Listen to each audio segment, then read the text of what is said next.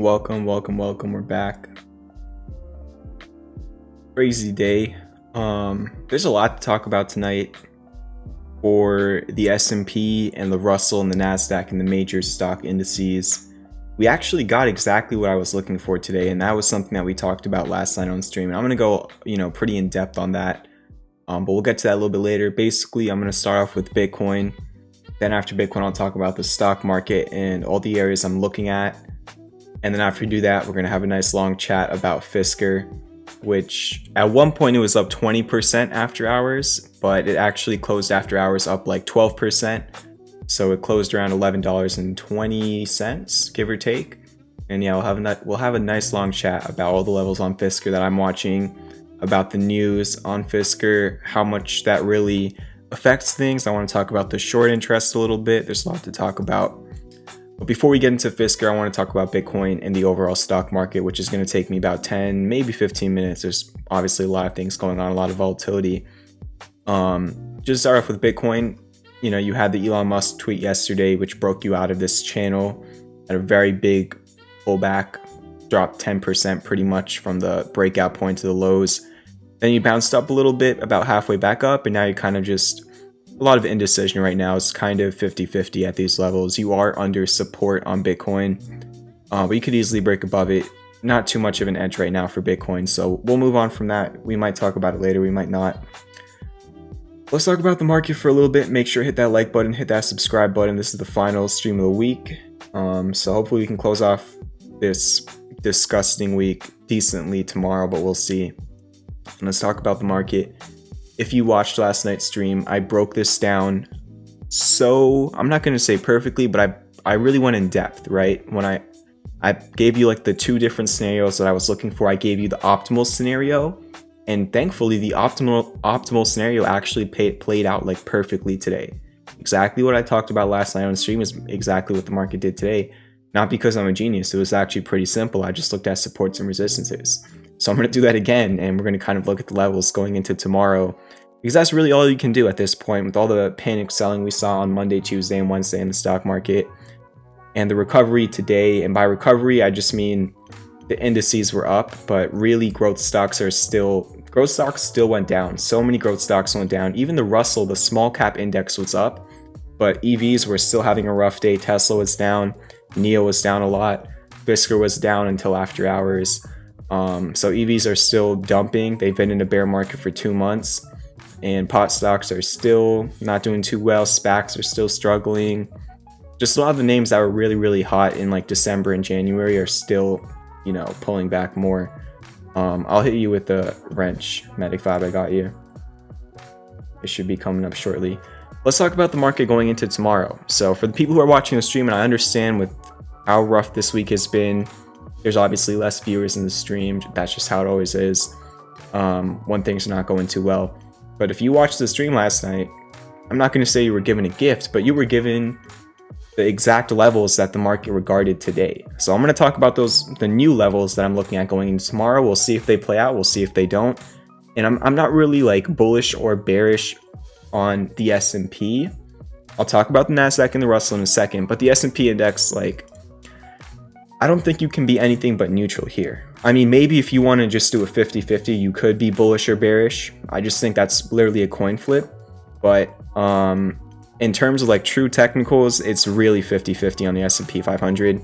So what basically happened today was, if you remember last night, what did I say was the most optimal scenario? We get right back above 4,068. We actually gapped above that in the morning. So we actually opened above that level. And the second we gapped up, I was feeling that we were getting elation because we were back over 4068. And what do? We just went to the next level. We go on to the 1 hour. We went right up to this next level, the 4120 area, the 4120. And we kind of we tested it like 4 or 5 times today. And every single time, you tried breaking out a few times, but every single time you pulled back a little bit. And why did you really find so much resistance in this area? Because like I showed you last night on stream, that used to be your major support. Pretty much ever since the middle of April up until this Monday, that was your support for 2 weeks, and now it's actually becoming your resistance. And The one really bad thing that happened, and is I'm not trying to freak you out, it wasn't like that bad, I'm just saying from a technical standpoint on the S&P 500, I don't like how you closed above 4120. You were actually like literally half an hour before the market closed, you were above that level, you were at session highs, and then in like the last 20 minutes of the day, you know, maybe people took some profits, maybe people cut some of their losses that they were bag holding from down over here. Who knows what happened, but in the last few minutes you sold off after a green day for the market, and you're back under that level. So now going into tomorrow on the S&P 500, it's kind of the same thing from down over here, right? Last night on the stream I said what you want to do is get right back above 4068 because you closed under it yesterday. I said you need to get right back above that and you can just run to the next resistance. It's pretty much the same exact scenario tomorrow, but with a different level. You closed right under 4118, 4120, that general area. What you want to see for the S&P 500 tomorrow is you want to get right back above it and you want to hold above it. I don't know if that's going to be possible because a lot of put options came in at these levels, and obviously you pulled back every time you tested them. So we'll see what happens, but it's very easy. You just kind of assess what's going on right when the market opens. If you're under 4120, not too good. If you're over it, things are good then. So that's your important level for the S&P 500 tomorrow. It's literally that simple. I mean, I was kind of like on like the super low time frames looking at this like a cup and handle, which did break out of the handle and even broke over the resistance, but then just pulled back. So it's a really small time frame. It doesn't matter too much. And let's talk about everything else. We're going to talk about the Nasdaq, which is like the large cap tech index next. After that, we're going to talk about the Russell, which is a small cap index. And then I want to talk about the volatility index. I want to talk about maybe the Dow Jones. Maybe we'll look at the QQQ. And then in about 10 minutes, we'll look at Fisker. And we're going to spend like 20 minutes talking about Fisker probably tonight. And if you can't tell them, actually, I don't know if you can see it on the camera, but I'm wearing my Fisker hat that I got for Christmas. But yeah, the Nasdaq, nice. I like what the Nasdaq did today. Yesterday, the close was pretty much around where you closed today, about $100 lower. So from the open to the close, you closed about $100 higher from your close yesterday. But intraday, you did have a very nice move to up over here. And again, the Nasdaq, I said the important level was 13K, but I wasn't really too concerned with the Nasdaq coming into today. If you remember from last night's stream, I just said like, who knows what happens? We'll see what happens. But somehow you've actually double bottomed off of 13,000 on the 1 hour chart with classic bullish divergence, and you're in a falling wedge. So the technical setup on the Nasdaq going into tomorrow is good if we can open up well. All right, same thing for the S&P. The technical setup, I'm not going to say is the S&P does not look as good as the Nasdaq going into tomorrow, but they both can be good if you have a good open. So what you're really looking for is a good open tomorrow, because then you can reclaim 4120 on the S&P and you can break out of this falling wedge on the Nasdaq. Literally all you need is like a little decent open, and then you're breaking out of these structures, and then you can see continuation to close out the week. And again, remember, I'm talking about very short-term technicals. The long-term and the mid-term technicals are still very frothy, but the short-term technicals, they really are showing a good potential for tomorrow if you can confirm at the open. And as long as the Nasdaq's above 13K, it's fine. If we go on the daily, the real good time frames, you can see 13K has acted as support multiple times in the past, and it's acted as support yesterday and today. And I brought that up on last night's stream. Now let's talk about another index, which is the small cap index, the Russell. And by small cap, I don't mean a lot of the small caps you're thinking, like the pot stocks and the EVs. They've been dumping while this has been going up, so this is not really tracking those. This is really just tracking the more how would I put it? The more well-known small caps, if that kind of makes sense. Like the well-known small companies is kind of what this tracks, not really the new SPACs and stuff like that, which have still been dropping a lot. The Russell was the highlight of today. I believe I said last night on stream that it was pretty much my favorite index coming into today, and it was actually the best performer today. I believe it also, it outperformed every other major index, the Dow Jones, the S&P, and the Nasdaq. And I just really like the Russell's setup, and it confirmed. So right at the open, it had a nice move, while the Nasdaq and the S&P also had a nice move at the open. And then you had this big intraday pullback all the way back down. So you had a big move right over here, and then you came all the way back down.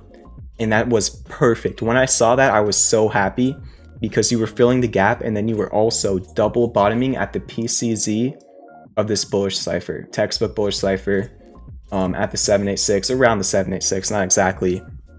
And this was the opportunity. So like right at the open, I didn't touch the IWM because it already gapped up. It already started going. I didn't want to chase it. But then we got a gift in the afternoon, or not even around like 1 p.m. It pulled all the way back down to session lows, but only to fill the gap and double bottom. And I think on the 30-minute or something, I saw this bullish pin bar, and this was the buy signal. This bullish pin bar right here. It even showed up on the Nasdaq and the S&P. This was the S&P bullish pin bar. And then this was the Nasdaq's bullish pin bar. So when we got these bullish pin bars, I alerted everybody in the Discord. It was very important for the intraday move that we got these, because you were getting a bullish candle with bullish divergence on low time frames at major supports. You had a 13K support on the Nasdaq, which you bounced off of, and you had the pattern completion zone on the Russell. And the Russell just looked so good. It was like, if this was on like the daily, this would be a trade setup. You have a bullish butterfly with a falling wedge that double bombed at the PCC with divergence, at least on the RSI. It looked so good. I shared some call options with premium members. Those went up like 25-30%, and they were long call options, like they were far out. So I could have even put in shorter term call options, which would have probably like went up 50%, but I don't want to risk it with all the volatility. So yeah, the IWM actually broke out of the wedge. So IWM best performer today. I still like it if it can continue to perform well. It's probably my favorite index right now, just based on technicals, but we'll see tomorrow. And here's the good news. I'm going to talk about Fisker right after, like in 5 minutes, I'm going to talk about Fisker. I know a lot of people are waiting on it. But here's the good news. I've been saying that you want to have a good open tomorrow so that the S&P can reclaim 40-20, so that the Nasdaq can break out of this wedge, so that the IWM can continue being a monster, which it was today. The good news is futures are up. Nasdaq futures are up 0.5%. S&P futures are up 1/3%. So hopefully that holds overnight. Maybe we'll have another green day for the market. And again, it was a green day for the market, but so many growth stocks were still getting crushed today. So like really it was a green day, but it was like the household names that were doing, they weren't even doing crazy well. They were just up a few percent, like the Apple and like Facebook was up like 1%. Like those names, the big ones, I think that's the reason why the indices were up today. They were just having like a okay day, and that they're like the biggest holdings in the S&P and the Russell and the Nasdaq, and they brought them up, but it didn't really bring up a lot of growth stocks, unfortunately. That's why a lot of trades got stopped out today. This is the worst week for trade alerts ever. I don't really say words like this on stream, but it pisses me off. I'm a very unemotional trader, but at one point today, it was like one of the first times in months that I've actually, I'm not going to say I got emotional, but I genuinely got like, I got frustrated. Not because personally I was doing okay, but I hate when the trades aren't doing well. I mean, it just pisses me off. So I know I never talk like that on stream, but I kind of, for the first time in a long time, got a little bit hot-headed looking at the trades not performing with the market today, which doesn't happen. I've learned because of Mark Douglas and all the other people who've taught me, you know, trading psychology, to never have emotions in trading, but sometimes it just gets to you. And today was like literally one of the only times in the past like year that I've ever had like an emotion, and it sucked. So hopefully maybe that's like a signal. Like the market has to get really, really bad for me to start feeling pissed off. And I'm not pissed because of what's happening. Stocks will always do what they do. Nobody can control that. Stocks always speak the truth. If it goes up or down, that's the truth. But it was just so bad. I know I'm sorry if I know I never talk like that, so for me to say that is probably like really strange, but I'm just being straightforward with all of you. That's what I always try to do. And I'm not going to say that word again for the rest of the stream, I promise. I know it's the worst word ever. I'm sorry, but breathe. Okay, let me put on my fan because now I'm getting like sweaty. But let's talk about the good thing today, which is Fisker, which we're going to talk about in a second. Did I miss anything? The VIX volatility index, it closed on the 200-day moving average, which is good. Finally, below that and things are all right. We'll see what happens. You're barely under it. Anything else I missed? The US 10-year yield also pulled back a little bit, which I didn't even really notice. We got some more cursing in the chat. I don't want to make the stream like that. That was literally the only time ever I'm going to be like that on the stream, I swear. So I'm sorry. I know that was like very different from how I usually talk on the stream. Kind of was out of character there for a bit. But that's how I was today. Like, genuinely, that's how I was today. I was out of character because things just got so bad for the trades. Like, we'll see what happens. And let's talk about Fisker, so I can cool down for a little bit. I am a good boy, yeah. Fisker, let's go. All right, let's go. I'm happy about what happened today on Fisker. I actually got more calls today on Fisker, and that was, I guess, good timing. So let's talk about Fisker for probably like 10-15 minutes, and then we'll get back to other things. There's a lot to talk about here. Let's start off with this. Oh, you can go full screen.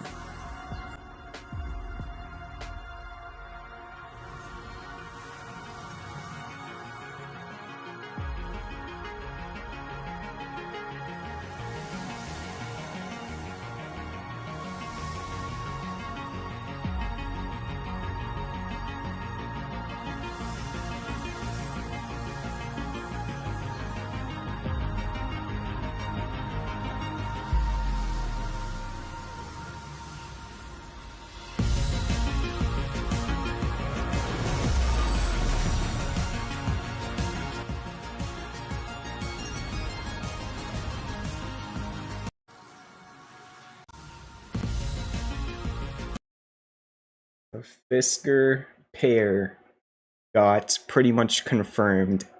So back in, I think, like February, it was kind of revealed that Fisker and Foxconn were in talks on this pair project, but they still needed to finalize the deal, ink it on paper, which is something people have been waiting literally months for, and that finally happened today.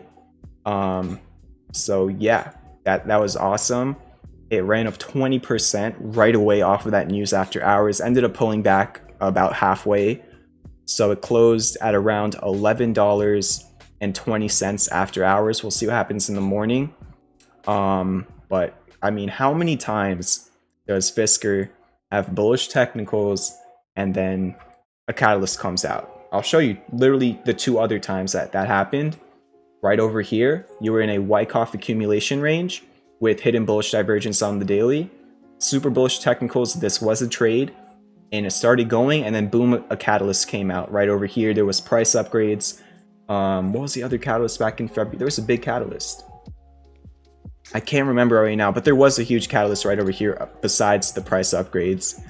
And then even back over here at the original butterfly, the technicals were bullish, and that was like the week that it officially merged and became an actual stock and not a SPAC. And they also had a few other things that came out that week. So this is the 3rd time now that you've had a major bullish pattern, and literally at the pattern completion zone, a really good catalyst came out. So 3 for 3 on, I mean, this didn't play out yet, but like 3 for 3 on like at least getting a reaction with bullish technicals. Like really strong technicals. So yeah, I have the article right over here. I think I just closed it out. Let me pull it back up. This was, before we really get into it like too deep, I mean, this was the most important thing to me. I didn't actually even know this. This might have been announced in February, but $30,000 price point for an EV. This is not that important in terms of the short term. It's not going to be a major push for the stock. I think other things from this are going to be more important. But as an investor, fundamentally, for the long term, this is amazing to see. The fact that they can pull off a $30,000 price point on an EV is pretty good. We don't know what the specs are going to be yet, so I can't get too ahead of myself. But for all the EVs entering this market, it's either 2 things. You either have the Teslas and the Neos and the XPEVs and the LIs and whatever that are putting out premium cars. That's great and all, but it's really hard to capture a new market and to scale when your price points are above $50,000 to $60,000, right? And then the other side of the EV market right now is you do have cars around these price points, but they look like this. And most people don't want to be driving this. So if Fisker can really put out a good car at this price point, that is insane. Because you don't really have a middle car in the EV space besides the Tesla Model 3. And the Tesla Model 3 is the best-selling EV in the world for a reason. Not obviously because it's a Tesla and that's the biggest EV company by far, but it outsells, I believe in revenue, from last quarter's report, it did outsell the other models for an obvious reason. I mean, it's more available to more people. So if Fisker can really have the pair at this price point, and if the pair does not look like this, which I can promise you it will not because it's Henrik Fisker and he's literally a top 5 automobile designer if you look at the cars he's been behind, like BMWs and Aston Martins. That's insane. As an investor, this is the highlight of the report or the release that came out today. But that might have actually already been announced in the past. I just can't remember it. That was really what I like seeing here. But that wasn't the main, that really wasn't like a big reason for what happened. The main reason was just the fact that this got pretty much confirmed after waiting a while for it to happen, which is basically Fisker and Foxconn coming together to work on Project Pear. I believe they're pretty much both going to be taking like a cut of how well the car does, which is kind of different from Fisker and Magna's deal. Magna is creating the Fisker Ocean, and Foxconn will be creating the Pear project. So it's a little bit of a different deal from what I understand, which is fine. But yeah, Foxconn is obviously a huge company. They're the supplier for Apple, which is the largest company in the world. I'm pretty sure Apple is by market cap. Let me just confirm that. I don't like saying things that are not true. So Apple, let's just do top 5 market cap. Because I don't think Amazon's there. Yeah, Apple's number 1. So Apple's the highest market cap in the world, and Foxconn's their supplier. And Foxconn's literally one of the biggest like electrical suppliers in the world. It's a huge company. You've heard of Foxconn. If you haven't, then you should have. But that's a huge deal. Foxconn's a bigger company than Magna. Obviously, Magna is much more well known in the automotive industry. Foxconn, not so much. I don't even know how much experience they have in the automotive industry. But big company, they have a lot of resources. There's been a lot of controversy around their development of a factory in Wisconsin and how that's gonna go based on legislation. Henrik Fisker was on CNBC today, and he said that Wisconsin is actually one of the places they're thinking about, but they have had, I think he said they have 3 other states that have offered them to build factories or to produce their cars, I think is what he said. So that he's going to announce that, and him and Foxconn are going to announce that within the next 2 or 3 months, according to Henrik Fisker, in terms of where they're going to be developing the vehicle, but they're aiming to do that in the US. So good stuff. It popped up the price after hours. Again, 3rd time in, I'm not going to say in a row, but the 3rd time in the last 7 months where the technicals looked good, and then literally within days, a catalyst came out. So I alerted Fisker, I believe yesterday. I put on an official alert for Fisker. The entry was $10.30. Pretty much it's up $1 since then after hours, even though at one point after hours it was at $12. But let's talk about the technicals now that we kind of already talked about the news that came out today, and the levels I'm looking at. So here's the thing. There's a few things even besides the technicals I want to talk about. Number 1 is just the bag holders. Let me take a look at the average cost on Webull. Again, I'm going to be spending 10-15 minutes on Fisker because it's important to me, okay?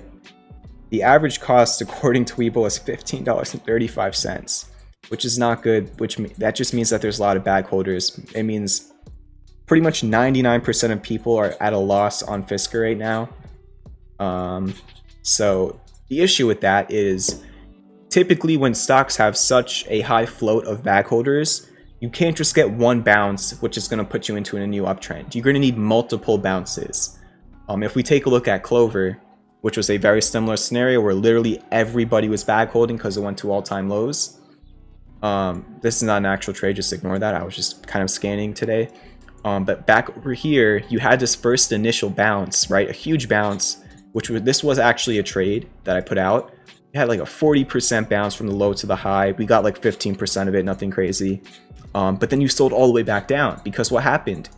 When you got that big bounce, a lot of people who were back holding, they wanted to cut their losses. So you couldn't get all the way back up there, because the back holder said, all right, I was down 30%. Let me only take a 20% loss now. I'll take that. I can deal with that. And that's the issue when you get these catalysts with a large flow of bag holders. It makes it hard to truly break out of the range unless you can continue that. So I'm going to talk about that more in depth on Fisker in a second, but you can see it took multiple spikes on Clover to finally break it out of the $9 resistance. And when you did, you went up another 30%. So it can take a lot of bounces and pullbacks and bounces and pullbacks for Fisker to eventually break its downtrend. You're not even close to breaking your downtrend, and I'll show you why.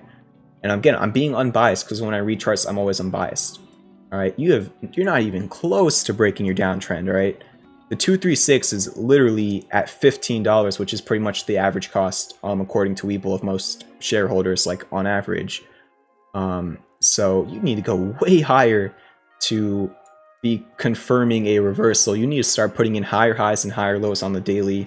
So far, you've only put in lower highs and lower lows. So you have a lot of work to do. That's for sure. I'm not going to, all right, I'm just going to start off with that just to be fair.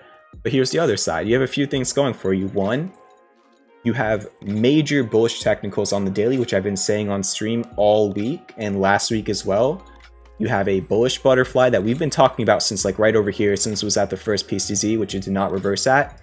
It came down to the other PCZ, the 2618, and it got a reaction off of that on, I think, Tuesday.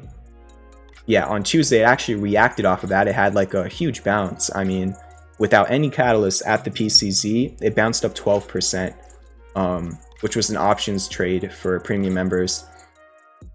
But I didn't alert it then because I just kind of missed it. So I was just waiting for a pullback, and then we got the pullback yesterday, and I put out an alert at 10:30. It did fall quite a bit under that today, and you stopped developing your classic bullish divergence. But hey, the news came out, it popped up after hours, and I can tell you pretty much with a 99% certainty, unless it comes all the way back down to $10 right at the open tomorrow, you're going to start developing that classic bullish divergence again, as long as you have above, like, as long as you're above like really $10.30, your daily MACD should be waning towards green, because I remember at 10:30 it was waning towards green. So your classic bullish divergence is developing on the daily based on what happened after hours. It will be tomorrow morning unless Fisker literally sells off all the way back down, which I guess is possible. But we'll see.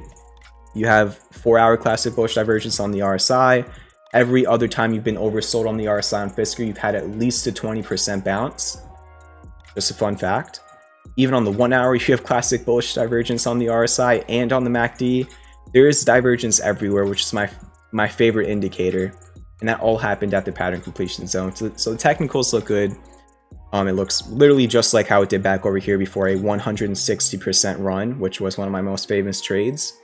But the difference from then to now, which I've been talking about all week, is back over here, all the EVs were kind of being super hot. Now all the EVs are being terrible. The whole entire EV market's dumping. It even did today. Tesla was down like 4%. NIO was down like, I think NIO was down like 8%. Yeah, it was down 7% at the close. So that's like the technicals, that's the news. And then the one final thing, the short interest on Fisker actually got updated and it got raised.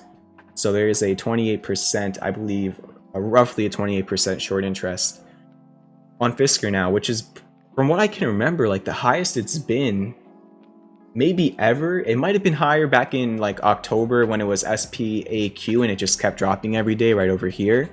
Probably was. But for like the last, like, I cannot remember the last time in this year where I've seen Finviz say Fisker has a 30% short float.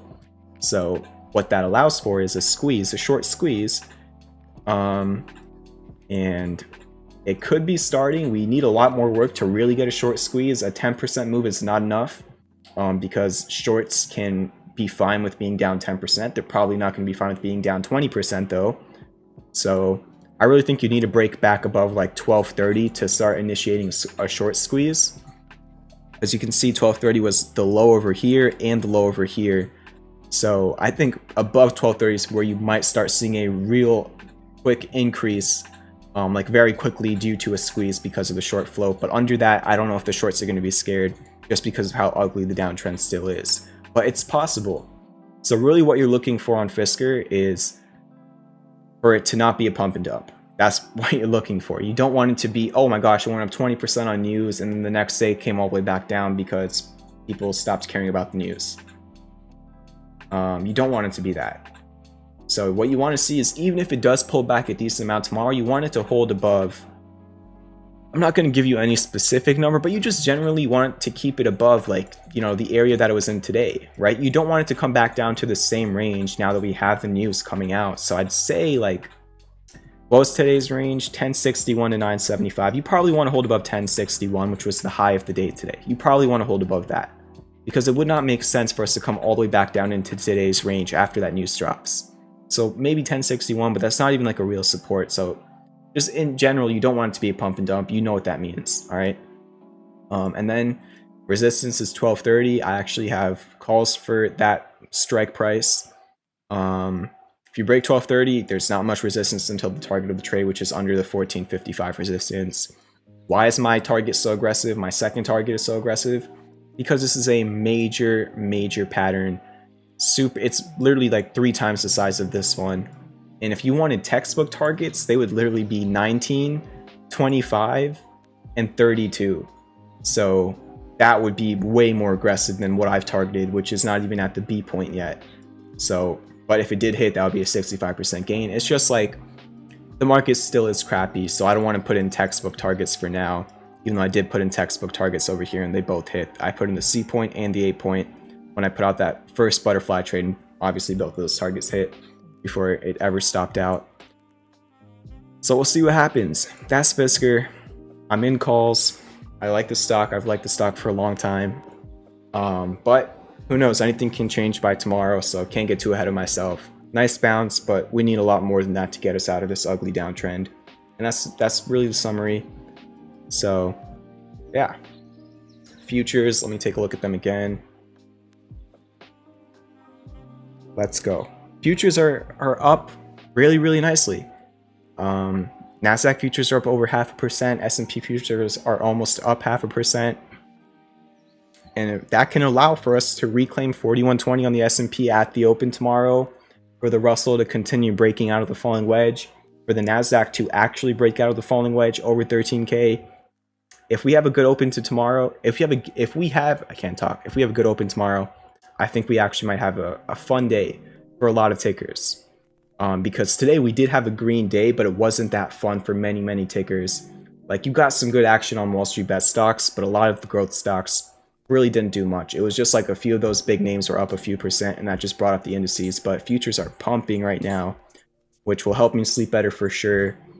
I mean, it's a good equation for Fisker. You have finally, the futures are up overnight. You had major news come out after hours with the huge move in the price, and you have bullish technicals. Fisker, it is time to stop dumping every day or every week. Look at the weekly on Fisker. I think it's like 3 months in a row. March, it's 2 months in a row of just down. Like, at what point will it at least make a 23.6% retrace? You know what I'm saying? So things are lining up, but you need to do a lot of work for, you know, the big moves to happen like they did in the past. And it's going to take a lot for that to happen. So that's Fisker. This is another trade, IPGP. It's up a couple percent, not much to talk about. SPG got stop hunted today. Not looking too great. It's starting to look like a rising wedge instead of an ascending triangle, because it looked great over here, but then the market just yanked it back down, and then it's not looking as good, because instead of it breaking out of an ascending triangle, now it's creating a rising wedge. So it went from a bullish pattern to a bearish one, and there's classic bearish divergence on the daily MACD and RSI, so not too good there. PGRE also pulled back. Trades literally done nothing for like a month and a half. So at this point, it's like a position trade. It's not even a swing trade. So I'm not too sure there. Then UAVS stopped out, 10% loss. Again, like I said earlier, it's the worst week ever for my trades in 7 months. So I'm off. I'm PISSED off, all right? And I said I wouldn't say that word again, so I spelled it out instead of saying it. But yeah, it sucks. I don't like it. I've been doing all right this week personally, but nothing gets me more upset than trades not playing out. So I don't want people in my community struggling. That's like my whole entire goal, to try and help other people out. But again, like I've done my best to do that for the last 7 months.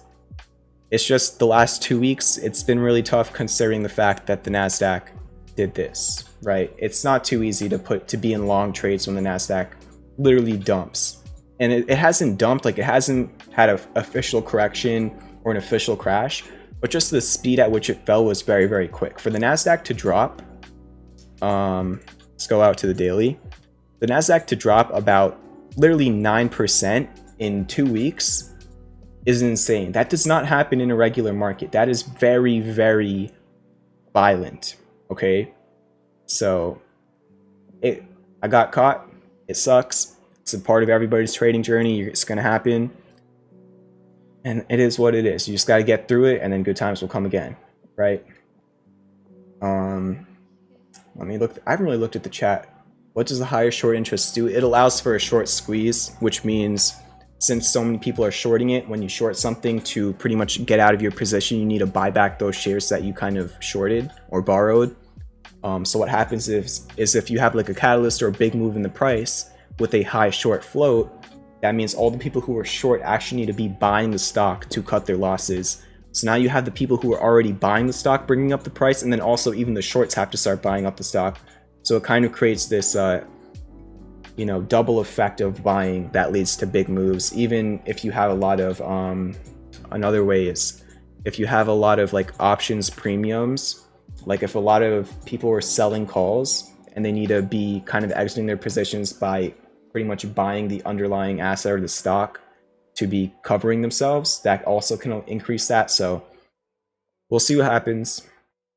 I probably didn't explain that the best way, but I tried my best. Have a good one, Medic Vibe. Looking at the chat again. Clove earnings, Fisker earnings are on Monday, and I think XL as well. Don't quote me on that. Please look up the dates yourself. Fisker, I'm like 99% sure is on Monday. Clover, I'm also like 99% sure. Well, according to TradingView, Clover is on Monday. And then I believe also according to TradingView, XL is on Monday. Yes, the 17th. It's a Monday, I'm pretty sure. Gotta check on my phone.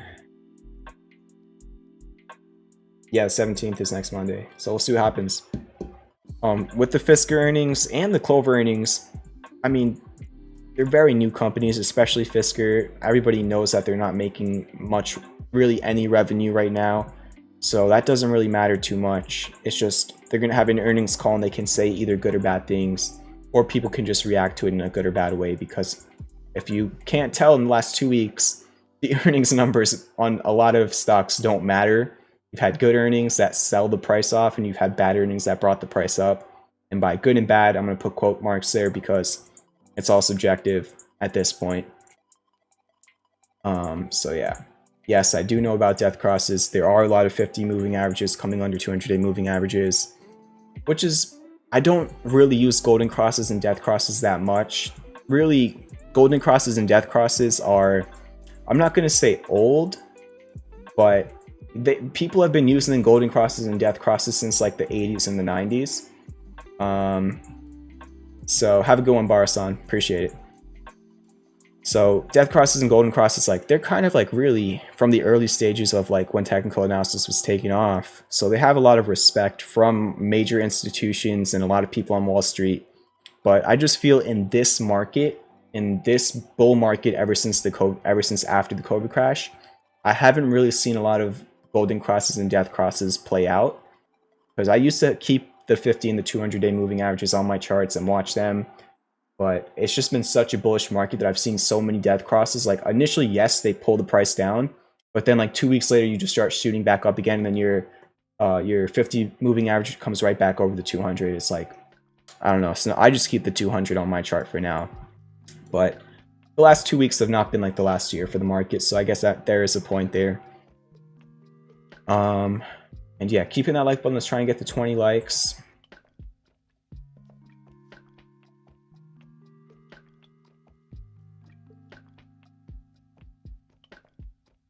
And yeah, let's do ticker requests. If you want me to look at something for you, drop it in the chat. I'll take a look. Nothing I say is financial advice, all right? And obviously, technicals are not playing out like they usually do because we're not in normal market conditions, all right? Technicals work best when things are normal. Things are very far from normal in the last week and a half.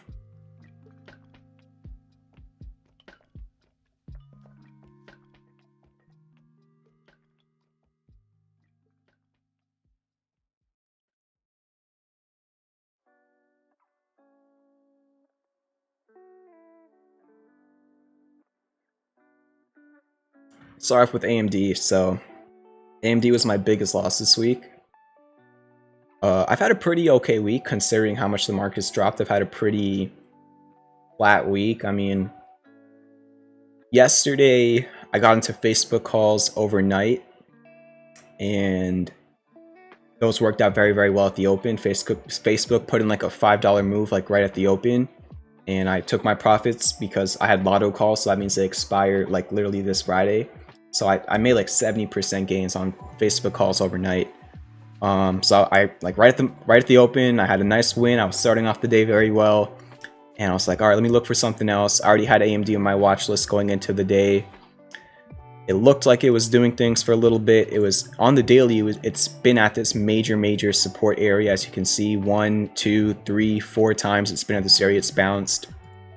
So I was watching that. Even on the 1 hour, there was classic bullish divergence. And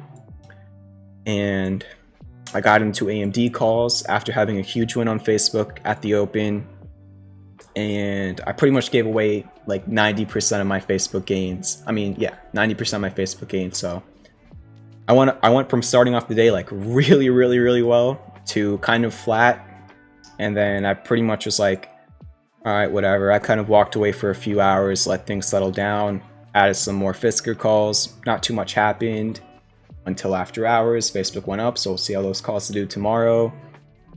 But yeah, I mean, like this week, I've been completely fine this week, and I'm not saying that because I know a lot of people might not be completely fine. I'm not saying that like it's like, oh my gosh, I'm so good. Like I've had bad weeks in the market. Everybody does.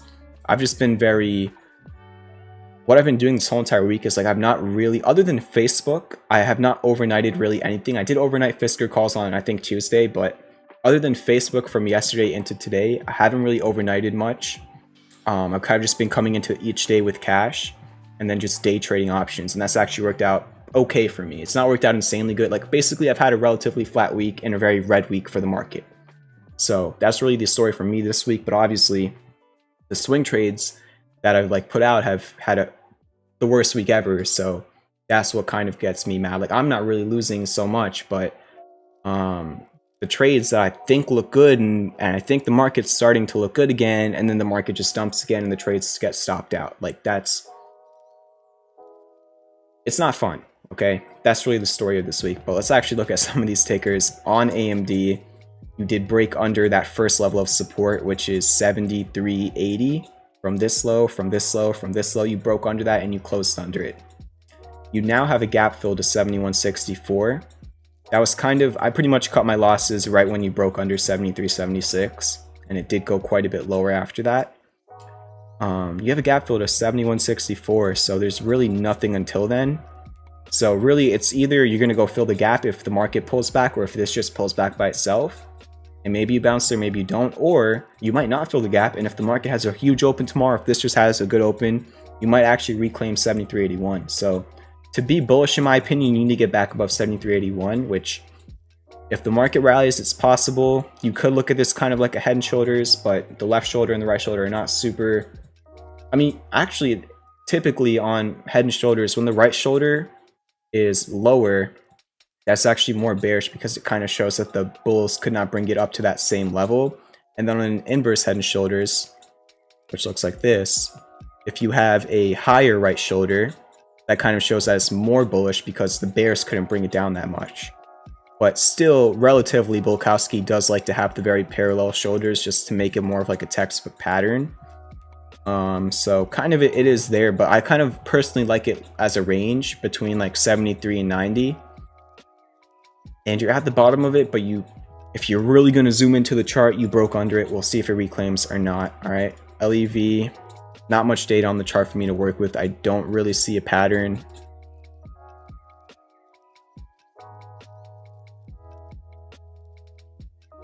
It is kind of like a bullish bat. Had about a 50% retrace on B, bounced around the 886, and like 3 times you've actually made like slightly higher lows. So the structure is not horrible, but like you don't have any divergence or a clear support level. So I'm just not too sure. I like having harmonics with other variables on the chart, not just harmonics by themselves. And I guess you'd probably just want to hold above your lows from the end of April, which is about like 1275-ish. ACTC is kind of similar. There's not much data on the chart for me to work with. Even if you find a harmonic on this chart, it doesn't have that much meaning because you need a lot of data, right? So this could be the same exact thing, another bullish bat, but you don't have any divergence or support. So maybe it reverses with the bullish bat, maybe it doesn't. I don't even know how you would really draw this. Probably a demand line like that, which you technically broke. It's really hard to chart things like this. Unfortunately, can't really help you out there. Square, yikes. Square actually broke out of an ascending broadening wedge. That's not good. It broke the 200-day moving average. If the market rallies, hey, this might rally too. But if we're just being completely straightforward, and if you look at textbooks, this is a bearish pattern, and breaking under the 200-day moving average is a bearish thing. I'm just conveying what the other textbooks will tell you. You can look it up yourself. Don't get mad at me if this randomly bounces, if the market goes up. Just telling you what the chart is showing, okay? And technicals are never certainties. There are so many other factors that affect the prices of stocks. Technicals just kind of let you map everything out and try and find some probability in that. But hey, if you get back above 201, then you're back above support, and then you just want to hold above that. So we'll see what happens if it can reclaim or not, because you can also get a fake out. But it is a real pattern and real breach of the 200 days. So I don't know. ILUS, you have triple classic bullish divergence on the daily. So that's interesting. Kind of like a falling wedge as well. It'll probably look better on the 4-hour. Yeah. This is a pretty decent looking chart. You even have classic bullish divergence on the 4-hour MACD, not on the RSI. So you have a falling wedge with bullish divergence on ILUS. And look at this. You are holding your lows from March 5th, March 4th. You actually bounced off those lows. These lows came from over here when the S&P was at the bottom of the wedge. So you actually bounced off that same area. It looks good. As long as you can hold above 60 cents, it's good. But obviously there was a much better entry area, because if you enter here, then you have 16% of risk just to get back to your support. So I think I'm really close to my mic. Let me move away a little bit. I'm sorry if I've been like super loud and really notice it. Maybe I could put my mic down a little bit too. All right, hopefully that's not like me screaming in your ear anymore. Disney had earnings today, no? Coinbase had earnings too. I need to look at how that went.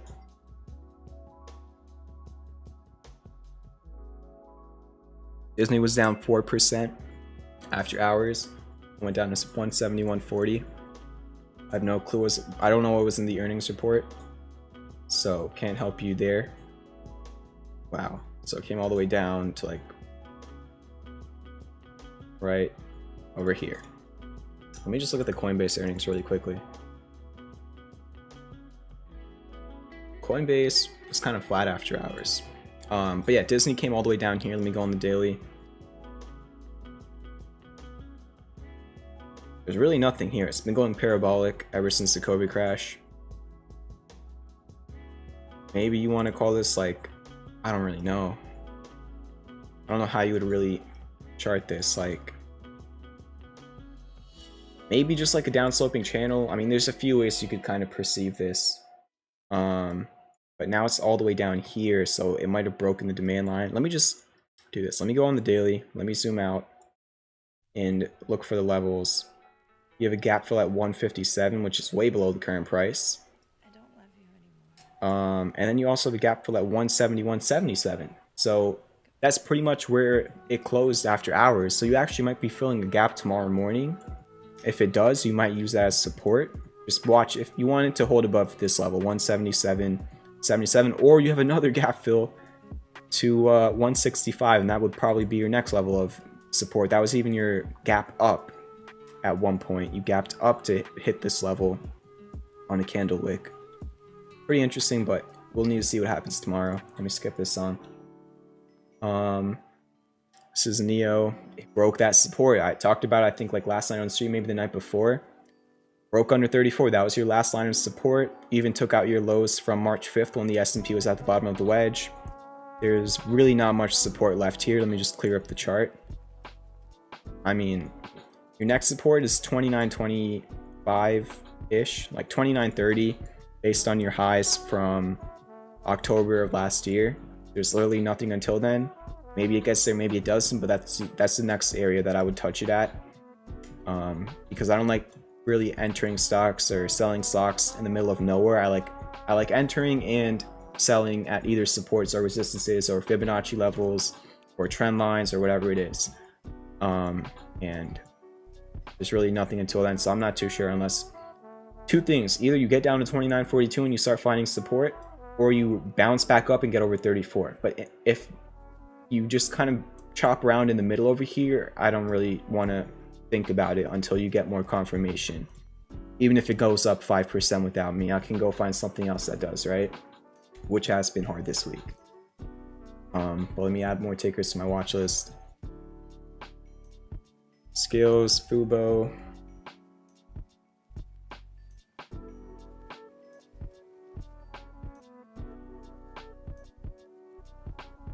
I was looking at Roku today. There's a classic bullish divergence on the daily. It's near the bottom of like a support resistance as well. Cheddar freeze, not fleas.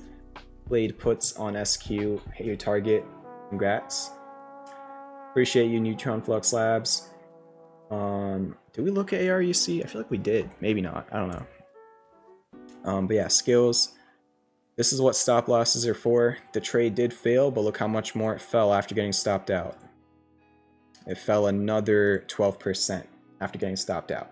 So that's why you use stop losses. At this point, maybe you're going to try and double bottom at the PCZ. So this is pretty much... How did I line it up? Let me just... So this was a bullish crab. Maybe you can now double bottom at the PCZ of a bullish crab, and you still can show hidden bullish divergence on the 4 hour if you make a higher low than your previous low. I want to start seeing it make higher highs and higher lows, because at this point, like, at what point are you catching a falling knife? I mean, it's been back testing this resistance as support for like a whole week, and it's not really started pivoting upwards, but every single time you're now showing quadruple classic bullish divergence on the 1 hour. Like, the sellers are looking exhausted here. There's divergence, you're at previous bounce areas, pattern completion zones. It still kind of looks okay, but you probably want confirmation because of how ugly this drop down has been, right? So let's see. You just need to start seeing it make higher highs and higher lows on at least the 1 hour chart. Fubo, did it fill the gap? It did. So Fubo had a big gap up on earnings, and it looks like it came back down today to fill the gap. So now that the gap is filled, I wouldn't even really be looking at this as a technical move. I know there was a harmonic that we were looking at. You could probably find one, but I really think Fubo just comes down to fundamentals. Look at what they're doing. If you like what they're doing, if you think this is a good valuation, you make your decision. Personally, I do believe that at some point Fubo will have another nice run, but I'm not going to be the one to guess where it is. So until you, like I just said on the previous one on skills, until you start making higher highs and higher lows on a lot of these stocks, I'm just going to kind of sit back for a little bit, which I know is different from what I've been doing, which is like looking for reversals like I did on Fisker. But it really just comes down to, like, at what point are they going to stop just dropping, like, look, every single time you get a rally, then you make a lower high, rally, lower high. So it's like, as a swing trader, you're not hitting textbook targets, because yes, I have been able to identify a lot of bounces on Fubo. Like literally right over here, I put out like 3 premium trades. Actually, like 2 of them hit the target, like literally a month ago.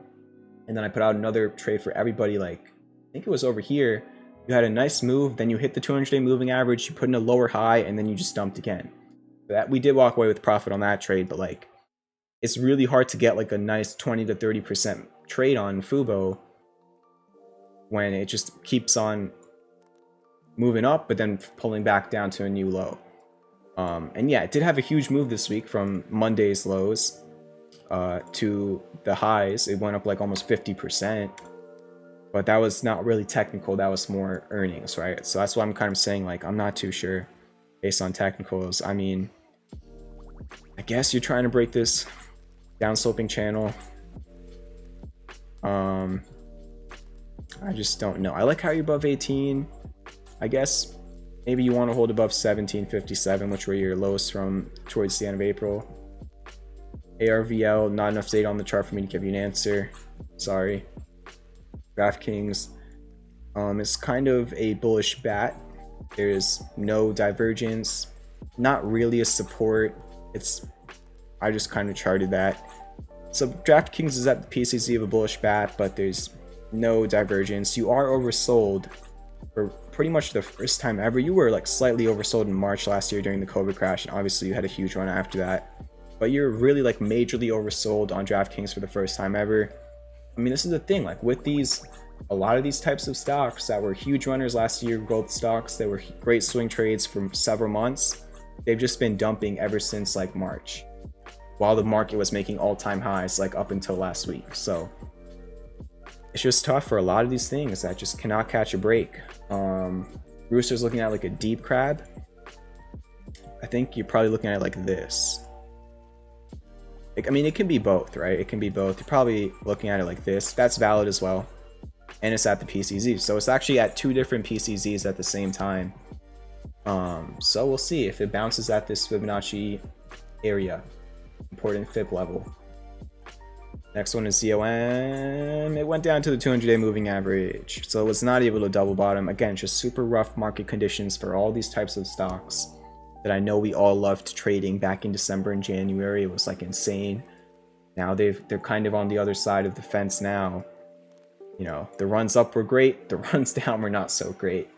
But thankfully on the runs up, you know, the targets were like 20 to 30% targets that I was putting out, and then on the run and on the few trades I put out during these runs down, the stop losses had been like 5 to 10%. So for the people who were with me back from like November of last year to pretty much like February, we were on this side of the fence and it was a party every single day.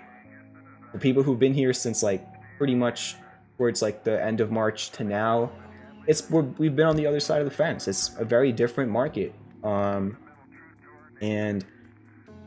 the trades have obviously not been as good as they were from November to really like the middle of March, because we've been on the other side of the fence. But I mean, I've been trading other things. I've been doing a lot of options day trades that I share with the premium members. Up until like last week, a lot of the premium trades were tech stocks, and tech was actually having a very, very nice run up until like last week. So that's really where the premium trades started getting hit, when literally everything started falling. Because for a lot of the premium trades, I was not really putting out growth stocks because they were just doing bad. So a lot of the premium trades from like pretty much April and pretty much all of April, like tech stocks, even the end of March, and those did pretty well. But then even those stocks started falling in, and then it became a point where like growth stocks are dumping. Industrials were going up, but then they started pulling back this week. Tech stocks also pulled back. The S&P pulled. Like, what can I long in this market? And apparently, as of today, it's AMC and GameStop, which I guess we should talk about in a little bit here. It's been rough. I mean, as a swing trader, it's been rough. As a day trader, I've actually been doing all right. But for swing trading, it's the last 2-3 weeks, not too fun. The ZOM, you just got to bounce off that 200-day moving average. I know I didn't spend too much time on it, just kind of got off topic. End phase, that didn't work out. It broke the support, but that's why you look at this. All right, This is why you use stop losses, right? It was a 5% loss, and then it fell after the stop loss. It fell another 20%. This is what I'm talking about, right? Where you have these little losses when you give these things opportunities, but then when you're on the other side of the fence, you can have huge gains, right? That's really what you're doing here. When we're in these horrible conditions and you're a swing trader, you're only trying to, you know, minimize your losses. And then when we start doing this again on all the growth stocks, which will happen eventually, I can't tell you when, but when we start doing this again on growth stocks, you want to maximize your gains so you can make all your losses back very quickly, just like last December and January. But it's a patient man's game, right? At this point on end phase, I'm not too sure. I mean, it broke under that 137 level. It broke under the 200-day moving average. It can show classic bullish divergence eventually. I mean, it is developing classic bullish divergence on the daily. So if this plays out, then you could probably retest 137. You got close to filling a gap, but you never really filled the 106 gap, which still needs to be filled. Not much of a pattern, so not much to talk about for now. Based on technicals, Google been pulling back with the Nasdaq this week.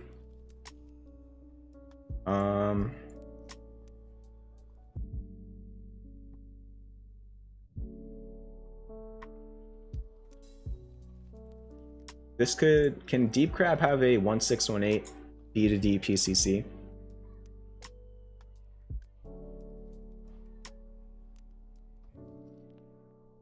No, I don't think so. It can only have 1618 from X to D, which it didn't. So I don't know if it's at a PCC yet. So I wouldn't probably look at it like that for now. Yeah, it's saying the 224 to the 3618 from B to D. So I wouldn't look at it like that. Even though regardless, that's really small. Really gappy here too. I mean, look how many gaps Google has had recently. 1, 2. You have a lot of upside gaps to fill, which is a good thing. You even have a downside gap to fill though. I mean, ever since it broke out of this range, it went parabolic, and then so weird. It had good earnings, but on the back of earnings, it fell with a lot of other tech stocks. At this area, I think it's a 50-50. It probably just depends on how the tech sector does overall. Obviously, this is a big part of this tech sector. But there's not really enough data in this area for me to give you like a technical probability. Roku is pretty interesting to me. It was kind of like a bullish crab. It hit the PCZ, perfectly bounced at that area. Now it's showing classic bullish divergence on the daily. It's above the 200-day moving average. It's above 293, which was your lows back from March, kind of your high in the 1st of December last year. I was scanning today and Roku looked pretty good. I would like to try and catch it at the bottom, more towards the bottom of the range, so you can have a tighter stop loss and not an 8% stop loss. That's why I'm kind of waiting. But if the Nasdaq starts performing, again, this can be another performer, you know, on a pullback. But we need more confirmation, you know, so we'll see. AREC is at the 200-day moving average. There's no divergence. You could probably try and find like a foam wedge out of this, like something like this. It's not the best looking, but it's kind of there, approaching the apex. This is your make or break area. Either you bounce off the 200-day moving average, break out of the wedge, and you could probably retest 342, or you don't, and then I have no clue, because I don't really see like a super solid support level. It was kind of like just going parabolic over here. Scroll up.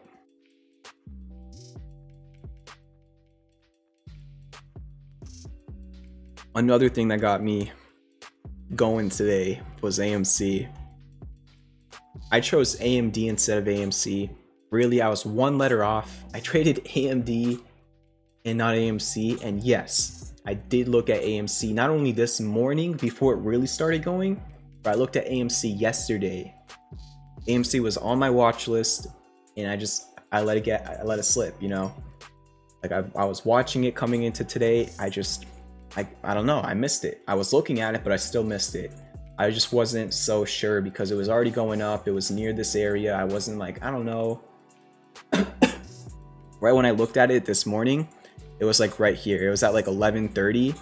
So I was thinking I was about to day trade options and literally just target the highs over here, which was like 12.18. So I would have gotten like a $1 move on the price, which probably would have been like a 30-40% options trade. But actually, I don't even know if that's true because it probably had a high implied volatility. But I was looking at it. It broke out of a triangle and it filled a gap from March 19th. Even hit this 1422 area, which was kind of, you know, the top of the triangle. It was a nice setup. I just kind of missed it, which was frustrating. Didn't want to chase it, but who knows? It's AMC. It's gone crazy before. You never know what these things can do. Same thing with GME. Pretty interesting. GME is literally doing the same exact thing that AMC did before it had a huge move today. Look at this. This is AMC. It had a breakout to the upside. It had a huge move. GME is literally AMC, but yesterday. That's GME. But it's obviously a different stock. And it's, I don't know. Like, it's like, yes, technicals will work, you know, probably 60-70% of the time, even on hype stocks. But there's just like so many funny things that can happen. Like this. But we'll see. You know, I'm watching it again tomorrow. I might miss it. I don't know. A part of me, like when I see these WSB stocks, I just kind of pull myself back a little bit because I know how quick they can be. You know, most of these moves happen very, very quickly, and then they go back down, they go back up, they go back down. So it's like, it's really a different type of trading than what I do. What I do is kind of like you line up a chart, you set up your risk strategy, and then you just kind of set your alerts and sit back until it either works out or doesn't. On these ones, it's like literally it's changing so much by the minute. It's like, even for a swing trade, you still have to be like staring at the chart all day. So I don't even know. It definitely has day trade potential, but it has to confirm. So we'll see on that tomorrow.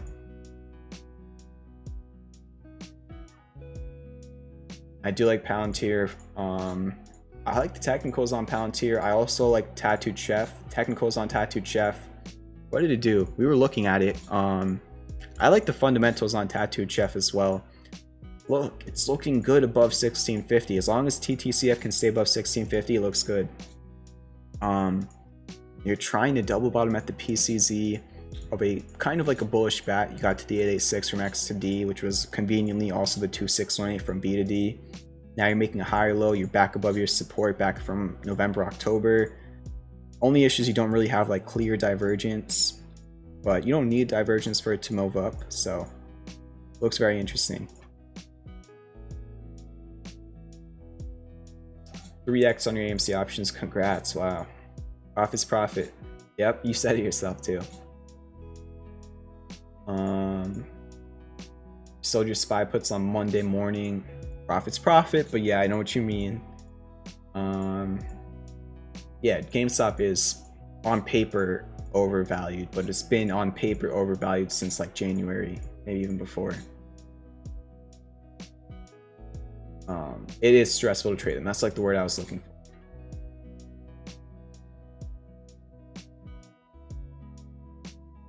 But this week's been stressful by itself. I probably lost like a lot of hair from this week, or gotten gray hairs from this week. Yeah, I was looking when Biden was talking today about everything going on with the, you know, the pipeline and everything, and wanting to tighten up security on infrastructure. You know, a lot of these companies kind of, you know, are in those sectors, but they didn't really do too much off of him talking about them. Elodoc? You're joking. It did not. Oh. 260. Oh, I thought you meant it went from 260 to 130 like literally today. But yeah, it has gone down from 300 to that since the end of, like, this is what I'm talking about. So many of these types of stocks since really the middle of February till now have just been dumping while the S&P was doing this. It's literally been a silent market crash for growth stocks. Like, these are the types of corrections that you get in real market crashes and bear markets, and we're getting that in the middle of a bull market on the indices, which is so weird. But at the same time, I'm not gonna say it, a part of it does make sense to me, where a lot of these stocks were on paper extremely overvalued in January and February, and maybe people were really starting to price in earnings, like months before Q1 earnings came out, and all the Q1 earnings on these stocks are coming out like this week and next week. So maybe people were starting to price in, trying to bring it back towards that value area before earnings. Also, it's just like a lot of the hype died down, and most of these things were running on speculation and hype. So it's just, I can tell you 300 other stocks that look just like this ever since February. And it broke under 167, which sucks. That was your support for sure. At this point, I mean, the thing about going straight up is that you don't go sideways and you don't create solid supports. So a lot of things that go straight up like this tend to come all the way straight back down if they break their only meaningful supports. I'm not saying it's going to go all the way back down. It could create a harmonic and, you know, find a pattern completion zone and whatever. I don't think it could be a cipher, but we can try and look at it like that. No, it's too deep on C. That C point's way too high, but I don't know. I mean, you could probably... This probably couldn't even be a crab because it's dumped too much. You did get a 618. I don't know. Not much to talk about here. It's not really a technical trade for now. Just kind of a straight line down since April and even more so since February. Futures pulled back a little bit, still relatively green for the night. Nasdaq futures up 0.5%, S&P futures up 1/3%. Yeah, Kathy Wood, yikes. Definitely ARK has been not doing too well. I mean, that's what happens. ARK is pretty much the only way to look at what's been happening to growth, right? I mean, because this is really what's been happening to a lot of growth. All these things I'm talking about ever since like the middle of February, they've been in a bear market, like even small caps. But if you look at the small cap index, the Russell, you can't really tell because the Russell is not really telling you all those like newer growth stocks. They're kind of just giving you like the more household names that are smaller, you know, cap sizes. But this is really what's been going on. So honestly, I'm going to start keeping the ARK ETF on my watch list because maybe this can start being an indicator for growth reversals. Let me try and look at this ETF. I mean, charting ETFs is very different, but I guess you're just combining a lot of stocks. It could be a butterfly being created. But you'd have to go way lower. I don't know how I would really look at this. I mean, probably just broke that, dumped. It's really hard to get a support here because it was just kind of going parabolic. I mean, that's really all you can do. Like 89.49, which is going to be a nightmare for so many stocks if it gets down there. Don't know if there's any other way to look at it. Maybe you can look at it like this.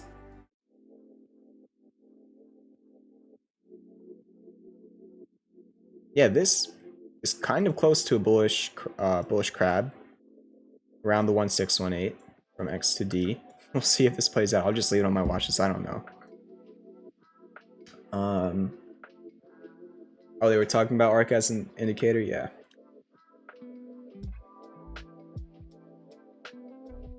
The SPAC ETF hit an all-time low today. So for all the SPACs out there, this just shows how much they've been crushed. Like I said, on the way up, if you go straight up, a lot of things tend to come straight back down.